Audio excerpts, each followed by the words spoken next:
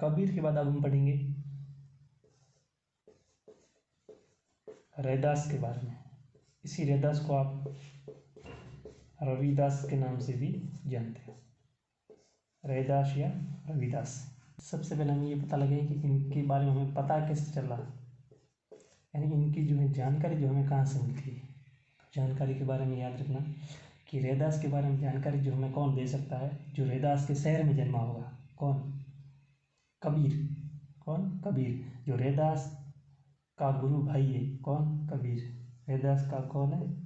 गुरु भाई कौन है? कबीर है। यानी कि कबीर और रैदास एक ही गुरु है, रामानंद जी। तो कबीर ने हमें क्या लिखी थी? पर्ची। कबीर ने हमें एक पर्ची या पर्ची लिखी थी। क्या लिखी थी? पर्ची, कबीर पर्ची। और उसके बारे कबीर पर्ची में ही इन्होंने लिखा था रैदास के बारे में कि रैदास नाम का ऐसा कोई महान संत हुआ है। तो ये जानकारी हमें रैदास के बारे में कहाँ मिली? कबीर पर्ची में। और ये पर्ची इतनी लंबी थी, हम पढ़ते पढ़ते थक गए। हमने कहा भाई ये इसका तो कोई अंत नहीं आ रहा है, ये तो इतनी लंबी है। और ये क्या है? अनंत है। क्या है? अनंत। अनंत किसको बोलते हैं? जिसका कोई अंत नहीं है। तो याद रखना, अनंत दास रचना, यानी रैदास। और रैदास के बारे में जानकारी कौन देगा? जो रैदास के शहर में जन्मा होगा, काशी में। कौन? कबीर। और कबीर ने हमें क्या लिखी? पर्ची। और कबीर पर्ची लिख के हमें किसके बारे में बताया? रैदास के बारे में। और पर्ची इतनी लंबी थी, हम पढ़ते पढ़ते थक गए और हमने कहा इसका तो अंत ही नहीं आ रहा, ये तो अनंत है। तो याद रखना कि रैदास के बारे में जो जानकारी हमें मिलती है वो कबीर पर्ची में मिलती है। ये मैंने याद करने का तरीका बताया आपको कि कबीर पर्ची में मिलती है। और कबीर पर्ची की जो लेखक है या जो रचनाकार है वो कौन है? अनंत दास। ठीक है, ये अनंत दास की रचना है कबीर पर्ची, जिससे हमें रैदास के बारे में क्या मिलती है? जानकारी। पहली बात होगी। दूसरी बात, इनका जन्म, क्या जन्म है जो इनका कहाँ बताया? कहाँ? जहाँ कबीर का जन्म हुआ, तभी तो कबीर ने रैदास के बारे में बताया कि उसके शहर का होगा, तभी बताया होगा, वरना कैसे बताया होगा। तो कैसे कबीर और कैसे इनका जन्म क्या होगा? रैदास का काशी। जन्म कहाँ हुआ? काशी में। तो कब हुआ? तो याद रखना 1399 ईस्वी। कब हुआ?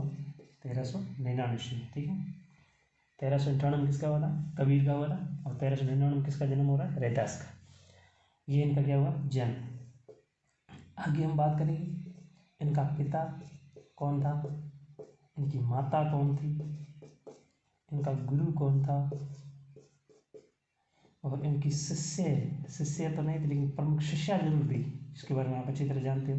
तो इनको याद कैसे करेंगे? देखो संत रैदास में क्या रहा? र आ रहा है, तो र से यहाँ लिख दो रा, और यहाँ पे लिख दो रा, और यहाँ पे लिख दो रा। याद हो गया, समझ लो क्या हुआ। क्या रैदास में र आ रहा है, ये रा, इस र से क्या हो गया? रा। पिता से रा से राहु, उनके पिता का नाम क्या था? राहु। और गुरु रा से कौन थे? रामानंद, ये रामानंद गुरु हो गए। और शिष्या रा है, इसका ये लगा दो मीरा, यानी रैदास की शिष्या कौन थी? मीरा। मीरा के गुरु कौन थे? रैदास जी। बहुत ही महत्वपूर्ण है ये बात, याद रखना। और इनके पिता रहस्य कौन थे? राहु थे। और राहु ने गजब का इतना बड़ा कर्म किया, तभी देखो इतना बड़ा महान संत को पैदा किया। तो माँ का नाम याद रखना, कर्म से याद रखना, कर्मा। माँ का नाम क्या है? कर्मा। रैदास में क्या आ रहा है? स से याद रखना सिकंदर। क्या याद रखोगे? स से क्या याद रखो? सिकंदर। तो सिकंदर में कौन? सिकंदर लोधी। ये रैदास जो थे ना, ये सिकंदर लोधी के क्या थे? समकालीन थे। आपसे प्रश्न पूछा जा सकता है कि रैदास निम्न में किसके समकालीन थे? तो सिकंदर लोधी के ये समकालीन थे। और यहाँ तक कि सिकंदर लोधी को इन्होंने क्या दिए थे? प्रवचन भी दिए थे। सिकंदर लोधी को क्या दिए थे? प्रवचन दिए थे। ठीक है, स से याद रखो, ये स है ना, एक तो सिकंदर हो गया, दूसरा क्या? स से याद रखो कि इन्हें किसी ने इनको संत, यानी संतों का संत, इन्हें क्या कहा गया है? संतों का संत कहा गया है। और कहने वाले कौन है? कबीर। तो याद रखना, कबीर ने रैदास को क्या कहा है? संतों का संत। प्रश्न आएगा कि रैदास को संतों का संत किसने कहा है? तो कबीर ने कहा। ठीक है, आगे याद रखना, इनकी रैदास के ना कुछ फुटकर पद मिलते हैं। फुटकर पद हमें मिलते, फुटकर पद मिलते। क्या मिलते? फुटकर पद। और रैदास के जो फुटकर पद है ना, ये पता है कहाँ है? वाणी नाम से आपको मिलेंगे। और कहाँ पे? संत वाणी के अंदर संग्रहित है। वाणी नाम से संत वाणी में संग्रहित, यानी कि आपको अगर देखने हैं इनके पद तो कहाँ मिलेंगे आपको? पुस्तक ग्रंथ कौन सा है? संत वाणी में मिलेगी। और किस नाम से? वाणी नाम से। यानी संत वाणी ग्रंथ उसको देखना है, उस ग्रंथ में आपको वाणी नाम से इनके जो फुटकर पद मिल जाएंगे। ठीक है। सिखों का जो पवित्र ग्रंथ है गुरु ग्रंथ साहिब, उसमें रैदास के 40 पद मिलते हैं। कितने? 40 पद मिलते हैं। ये भी बहुत महत्वपूर्ण बात है। रैदास के 40 पद मिलते हैं। गुरु इनकी जो प्रसिद्ध जो पद है या पंक्तियाँ हैं, प्रसिद्ध पंक्तियाँ इनकी मिलती है कुछ, जो आपसे इनकी प्रसिद्ध पंक्तियाँ मिलती है जो आपसे पूछी जा सकती है कि एक तो है प्रभु जी तुम चंदन, प्रभु जी तुम चंदन हम पानी। एक तो ये है प्रभु जी तुम चंदन हम पानी, कई बार पूछी गई है इसको। और एक इनकी मिलती है कि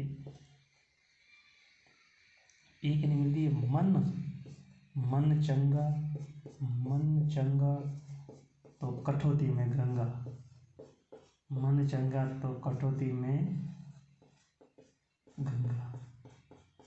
ये इनकी कुछ महत्वपूर्ण बातें थी रैदास जी के बारे में। ठीक है। के बारे में सबसे पहले हम इनका जन्म देखेंगे। जन्म और मृत्यु एक साथ हम लोग याद कर लेंगे। देखो, जन्म की यदि बात है ना तो याद रखना 1544। कितना 44? 1544। जन्म कब हुआ? 1544। अगर आपसे पूछे कि इनका जन्म 1544, कहाँ 44? अहमदाबाद। कहाँ? अहमदाबाद, गुजरात के अंदर है ना, अहमदाबाद। तो दादू दयाल जी का जन्म 1544 कहाँ? अहमदाबाद, गुजरात के अंदर हुआ। अहमदाबाद में कौन सी नदी बही? साबरमती नदी के किनारे। साबरमती, कौन सी नदी? साबरमती नदी के किनारे। ये है ना, एक लोधी नामक ब्राह्मण को मिले। किसको मिले थे? लोधी नामक ब्राह्मण को संदूक में बंद मिले थे, लोधी ब्राह्मण को। और ये लोधी ब्राह्मण है जो अपने घर पे लेके आए और इनका लालन पालन किया था। ठीक है। तो जन्म 1544। दादू ने क्या कहा था कि मैं 1544, है ना। दादू ने कहा मैं 1544। और 44 तो कहाँ? अहमदाबाद में। और अहमदाबाद में भी कौन सी नदी? साबरमती नदी। अहमदाबाद में कौन सी नदी थी? साबरमती नदी में किसको मिले थे? लोधी ब्राह्मण को मिले थे। ठीक है। मृत्यु कैसे याद रखो? ये 15 है, एक तो प्लस ये सीधी बात है 16 हो गया। 44 का ये जो अंत वाला 4 है इसको एक कम कर दो, 3 हो गया, बीच वाला 0 कर दो, ये 1603 में इनकी क्या हुई? मृत्यु हुई थी। अब इनके गुरु कौन थे? गुरु इनके थे कबीरदास। कौन थे? कबीरदास। यानी कि अब कबीरदास जी को अपना गुरु मानते थे और कबीर के सिद्धांतों का पालन किया था। किसने? इनके गुरु कौन थे? कबीरदास जी थे, इसलिए कबीरदास के सिद्धांतों का पालन किया था। इसलिए संत दादू को राजस्थान का कबीर कहा जाता है। याद रखना, बहुत महत्वपूर्ण है ये सवाल। राजस्थान का कबीर किसे कहा जाता है? दादू दयाल को राजस्थान का कबीर कहा जाता है। अब हम दादू दयाल के शिष्यों की बात करते हैं। तो शिष्य परंपरा में कौन है शिष्य प्रमुख देखते हैं। तो शिष्य में देखो, 2 तो इनके अपने पुत्र थे। 2 तो इनके कौन थे? पुत्र थे। एक तो गरीब था, एक गरीब दास, एक मिस्किन दास। एक गरीब था, दूसरा क्या था? मिस्किन था। तो गरीब दास और मिस्किन दास दोनों पुत्र थे, वो भी इनके क्या शिष्य थे, याद करने पड़ेंगे। एक तो बहुत ही गजब था, सुंदर, एक का नाम था सुंदर दास। एक सुंदर निकला। 2 गरीब थे, एक गरीब और मिस्किन जो पुत्र थे, एक सुंदर निकल गया। फिर यहाँ रस याद रखना, है ना, रस याद रखना, रजब। एक कौन था? रजब। रजब के बारे में हमने खास बात सुनी होगी। ये ना आजीवन ये दूल्हे के वेश में रहे। आजीवन दूल्हे के वेश में रहे। क्यों रहे? कारण बताता हूँ आपको। देखो, ये एक बार क्या है कि दादू के शिष्य बनने के बाद में एक बार छुप कर ये शादी कर रहे थे। और जैसे ही बारात निकल रही थी, बारात की सड़क पर दादू के जो सामने, इनकी बारात के सामने आकर खड़े हो गए, क्योंकि इनको शादी में रजब को बहुत इंटरेस्ट था। तो हैं रजब की बारात के सामने कौन खड़े हुए? दादू दयाल जी आ गए। दादू दयाल जी को पता चल गया तो उनके सामने आए और बोला कि वाह रे रजब। तो उन्होंने एक दोहा कहा था कि रजब तुमने गजब की हो, सिर पर बांध्यो मोड़, आयो तो हरी भजन और चले कुंठोड़। इस तरह से एक दोहा रजब को सुने तो रजब वहीं अपनी बारात जब बीच में छोड़ के और पुनः आए और यहाँ पे दादू जी के साथ में रहने लगे। और तो वही दूल्हे की वेश तो थी ना, वो उतारी नहीं, पूरी आजीवन दूल्हे के वेश में रहे थे। ये इनकी कहानी मिलती है। तो शीशम में गरीब मिस्किन है सुंदरदास में हमने ले लिया रजब। और रजब के बारे में एक और बात खास मिलती है कि रजब का एक बहुत महत्वपूर्ण कथन मिलता है, वो भी याद रखना। रजब ने कहा ये जो संसार है, क्या है संसार, ये संसार वेद है, संसार वेद है। और सृष्टि है ना, ये कुरान। सृष्टि क्या है? सृष्टि कुरान। बहुत ही गजब महत्वपूर्ण है, पूछा जाता है कई बार। रजब का स्टेटमेंट मिलता है कि संसार को इन्होंने कहा संसार के वेद है और सृष्टि क्या है? कुरान। ठीक है। और ये जो ब आ रहा है ना आगे दो शीर्षक कैसे, ये ब है, ब से याद रखना, ब से याद रखना। एक क्या है? बालिंद। ब से एक शीर्षक का नाम है बालिंद और एक का नाम है बखना। क्या नाम है? बखना। ठीक है, बालिंद और बखना याद हो जाएंगे, इनके शिष्य कौन थे? बालिंद और बखना। और इस बालिंद का एक ग्रंथ मिलता है आरिलो, ये भी पूछा जाता है, इसको भी याद कर लेना साथ में। जो महत्वपूर्ण चीज़ें वही बता रहा हूँ जो एग्जाम में आएंगी डेफिनेटली। बालिंद का कौन सा? आरिलो ग्रंथ मिलता है। तो ये बालिंद और बखना नाम दो शिष्य पिछली बार देकर पूछ लिया था कि ये किसके शिष्य है, तो दादू दयाल के शिष्य है। ठीक है। तो गरीब और मिस्किन और सुंदरदास है ही, जो आगे हम पढ़ेंगे सुंदरदास के बारे में विस्तार से।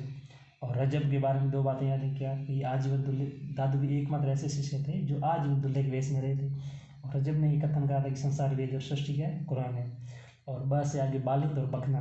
तो बालिंद जो उनके शिष्य थे दादू के, और बखना भी शिष्य थे।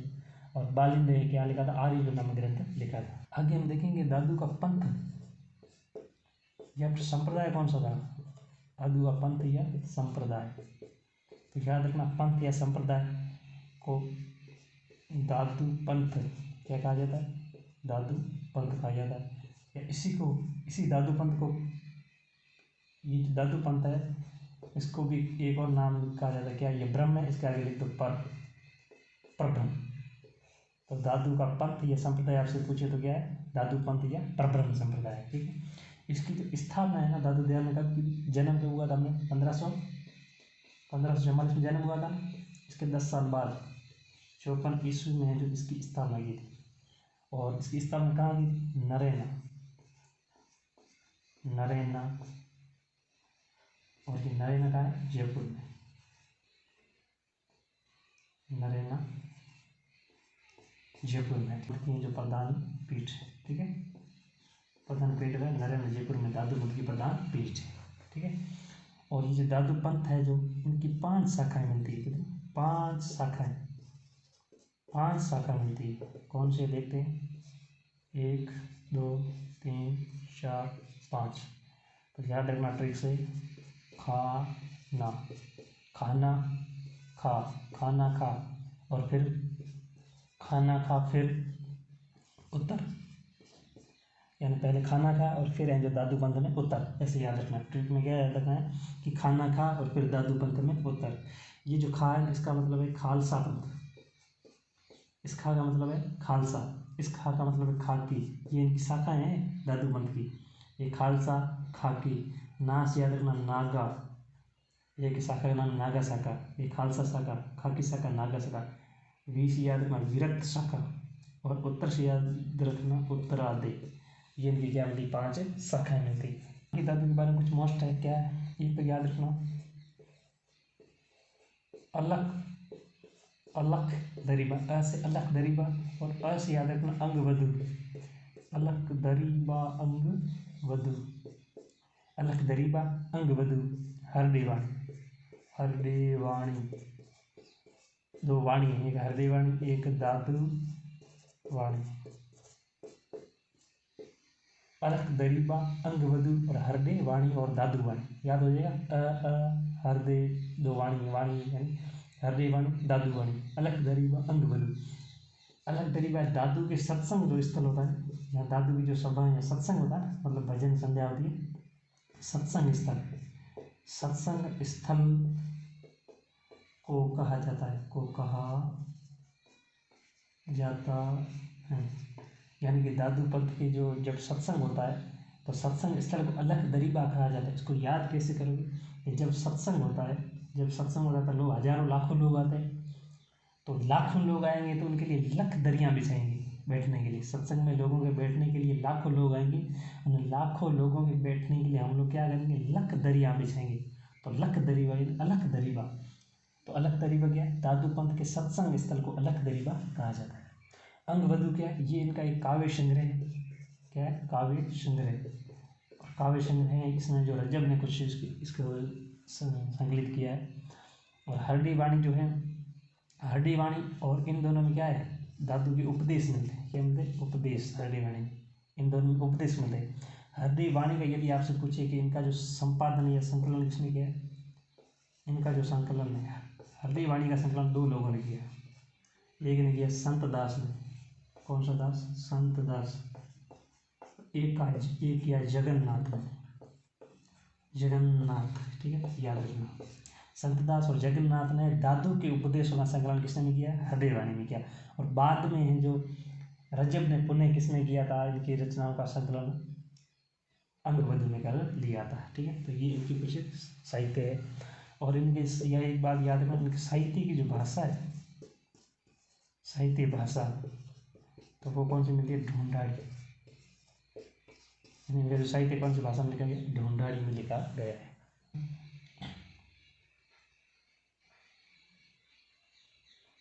एक बार याद रखना कि दादू ने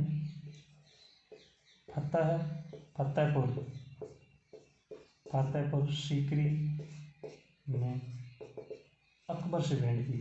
फतेहपुर सीकरी में अकबर से क्या की थी, भेंट। ये मोस्ट बात है। कौन है, मलूक दास जी को देखने वाले हैं। इनके बारे में ज़्यादा कुछ नहीं है।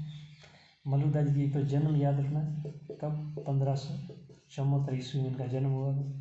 कहाँ हुआ था, इलाहाबाद में। कहाँ हुआ, इलाहाबाद में इनका जन्म हुआ था। जन्म इनका 1574। मल्लुक का इल्ला ऐसे याद हो जाएगा। 1574 इलाहाबाद में इनका जन्म हुआ था। और 1574 में आपको एक बार ध्यान रखना कि रामचरितमानस की जो रचना तुलसीदास ने की थी, कब की, 1574 ईस्वी में। तो इस तरह से दो बातें याद हो जाएगी। तो मल्लुक दास जी का जन्म 1574 ईस्वी में कहाँ, इलाहाबाद में हुआ। पहली बात होगी। इनका एक प्रसिद्ध कथन मिलता है आलस्यों के लिए, आलस्यों के लिए, आलस्यों के लिए इनका एक प्रसिद्ध कथन मिलता है। क्या मिलता है कि अजगर करे न चाकरी, अजगर करे न चाकरी, अजगर करे न चाकरी, पंछी करे न काम, अजगर करे न चाकरी, पंछी करे न काम। ये इनका ग्रंथ या रचनाएं हैं, वो देख लो। एक तो इन्होंने लिखी ज्ञान, 3 ज्ञान लिखे, 1 ज्ञान, 2 ज्ञान और 3 ज्ञान लिखे। मल्लुक दास जी ने कितने ज्ञान लिखे, 3 ज्ञान लिखे। ज्ञान, ज्ञान और ज्ञान। इस ज्ञान में देखो प ब भ, कैसे याद रखोगे, 3 ज्ञान है, ज्ञान ज्ञान।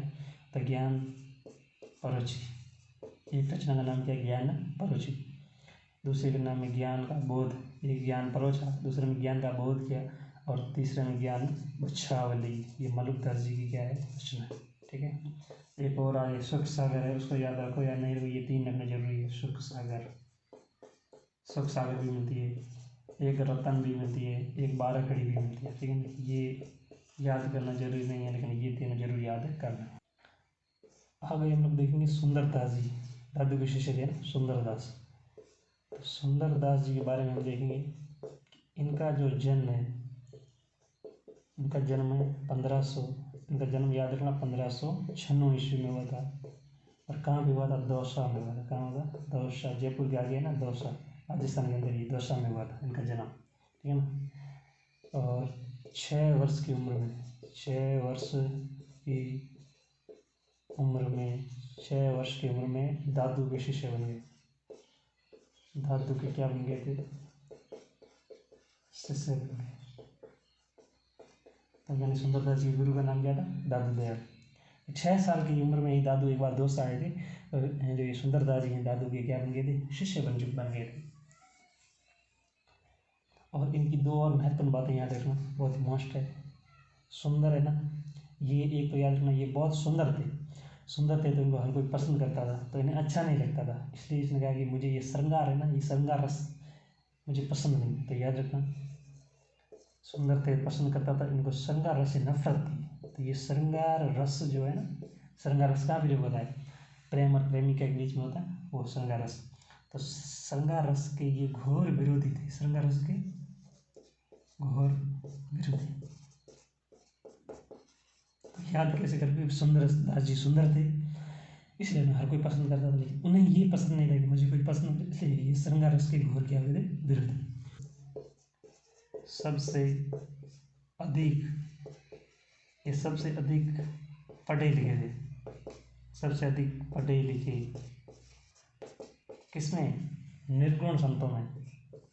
यानी निर्गुण काव्यधारा के जो संत है ना, निर्गुण काव्यधारा के संत है, निर्गुण संतों में सबसे अधिक जो पढ़े लिखे हुए थे वो कौन, सुंदरदास जी थे। उन्होंने इनकी कॉपी की, दो तो ज्ञान में इन्होंने 2 ज्ञान लिखे, एक लिखा ज्ञान के, एक इन्होंने ज्ञान के समुद्र में, ज्ञान के समुद्र में इन्होंने क्या झूला झूल दिया, ज्ञान के समुद्र में इन्होंने झूला। तो याद रखना, ज्ञान झूलन, सुंदरदास जी ज्ञान के समुद्र में झूला झूलने लगे, सुंदरदास जी ज्ञान के समुद्र में ज्ञान का झूला झूलने लगे, और अंत में इन्होंने कहा कि सुंदर विलास कर दिया। क्या कर दिया, सुंदर विलास कर दिया। याद हो जाएगा, सुंदरदास जी ने ज्ञान के समुद्र में ज्ञान का झूला झूला और अपने नाम का क्या कर दिया, विलास। अगले हैं हरिदास, हरिदास इनका पूरा नाम है हरिदास निरंजनी,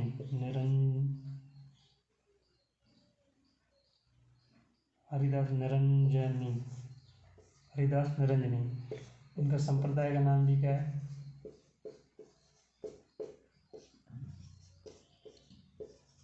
इनके संप्रदाय का नाम है निरंजनी संप्रदाय, ठीक है, ये बात हुई।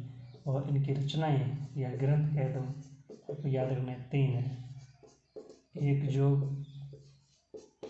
दूसरा जोग और तीसरा जोग। कैसे याद करोगे, इन्होंने सबसे पहले जो पूजा का योग किया, तो ग्रंथ का नाम है पूजा योग। फिर इन्होंने संग्राम का योग किया, तो संग्राम योग, और अंत में इन्होंने क्या ले ली, समाधि। ये तीनों रचना है, पूजा योग, संग्राम योग, समाधि योग। योग लिखना है, और आपको फिर पहले पूजा करनी है, पूजा के बाद में ये संग्राम करने गए और वहाँ उन्होंने क्या ले ली, समाधि। पूजा करे, संग्राम करने गए और वहाँ उन्होंने क्या ले ली, समाधि। हनुमान जी का जन्म हुआ था आपके तलवंडी, इसी तलवंडी को क्या कहा जाता है, लड़काना साहिब, क्या कहा जाता है, लड़काना साहिब कहा जाता है, ठीक है। और ये तलवंडी है कहाँ पर है, पंजाब पाकिस्तान के अंदर ये पड़ता है। इसको यहाँ पे इनका क्या हुआ था, जन्म हुआ था। कब हुआ था जन्म, तो 1459 ईस्वी, ठीक है। और मृत्यु कैसे याद रखी, 14 है, इसको 15 कर दो, 3 का आधा कितना, 6 का आधा कितना, 3, 9 में कम कर लो 8, यहाँ पे क्या बनी, मृत्यु। इनके पिता का नाम क्या था, पिता, माता और पत्नी। पिता का नाम ये देखो, नानक का याद रखना, कालूराम। पिता का नाम क्या था, कालूराम। और कालूराम ने जो और माँ का नाम था तृप्ता देवी। क्या था, तृप्ता देवी। यानी कालूराम को तृप्ति कब हुआ, जब तृप्ता से क्या है, शादी की। कालूराम ने तृप्ता से शादी की, तब इनको क्या हुई, तृप्ति हुई। और पत्नी जो नानक जी ने जो पत्नी है ना, वो अच्छे लक्षणों वाली ली थी, सुलक्षणा देवी, ये इनकी कौन थी, पत्नी। और इनका एक प्रमुख शिष्य था मर्दाना। कौन था, मर्दाना शिष्य था। और ये मर्दाना है क्या बजाता था, सारंगी। इससे है ना, मरशर ऐसे कर देना, मर्दाना है जो क्या बजाता, सारंगी, ठीक है। मर्दाना सारंगी बजाता था। और गुरु नानक देव जो थे, वो सोम जो पते, वो रब को याद करते थे, इसलिए वो रबाब बजाते थे। क्या बजाते थे, रबाब। मिलता है उदासियाँ, प्रश्न आता है कि उदासियाँ क्या है। उद्देश्य है नानक जी की विदेशों की यात्रा। इन्होंने जो भारत से विदेशों में जैसे अरब सऊदी अरब की तरफ जो यात्राएं की उन यात्राओं को क्या कहा जाता है? उद्देश्य कहा जाता है। ठीक है। और इनकी जो रचनाएं रचना या उपदेशों का संकलन किसने किया? गुरु अर्जुन देव ने किया। किसने किया? गुरु अर्जुन देव ने। और किसने किया? गुरु ग्रंथ साहिब ने। गुरु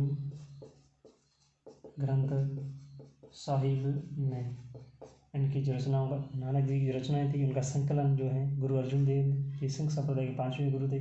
इन्होंने गुरु ग्रंथ साहिब में इनका क्या कर दिया? संकलन कर दिया। और इनकी कुछ महत्वपूर्ण रचनाएं मिलती है, वो भी याद कर लो। रचना से याद रखना। नानक जी की प्रमुख रचनाएं ट्रिक से याद करो। आ रही कौन? सहेली। आ रही सहेली। और उस सहेली का नाम क्या है? नसीहत। क्या नाम है? नसीहत। आ रही सहेली, नसीहत। आ से याद रखना।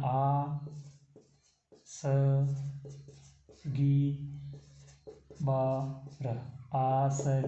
आसगी बार। ठीक है। रही से याद रखना। रही रास। ठीक है। ये रचना है वो रही रास। सहेली से याद रखना। सोहिला। सहेली से क्या होगा? सोहिला। ये रचना का नाम है सोहिला। ट्रिक से मैंने सहेली बना दिया, इसको सोहिला करना है। तो आसगी बार ये एक रचना। दूसरी कौन सी है? रही से यानी रही रास रचना। तीसरी है सहेली से सोहिला। और चौथी है नसीहत नामा। पूरा नाम क्या है? नसीहत नामा। ये चौथी। और पांचवी है एक और जपू जी।